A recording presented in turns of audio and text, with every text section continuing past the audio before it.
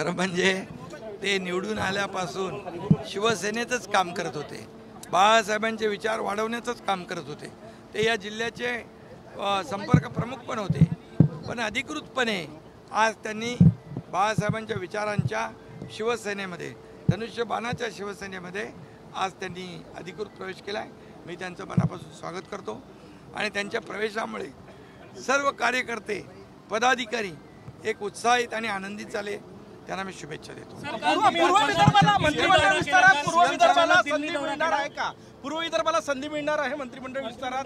कारण हे एक प्रकारचं शक्ती प्रदर्शनच होतं तुमच्या. शक्ती प्रदर्शन नाही, हे 547 कोटीच्या विकास कामांचं भूमिपूजन होतं आणि हे कुठलंही शिवसेना शक्ती प्रदर्शन करत नाही.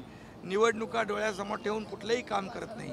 वर्षाचे 12 महिने 365 दिवस शिवसेनेचं काम सुरू आहे. विधान परिषदेच्या निवडणुका सीएम साहेब.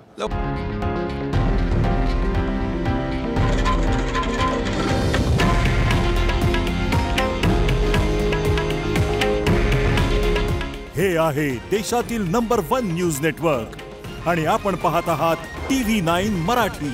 काळजी तुमची, हित महाराष्ट्राचं.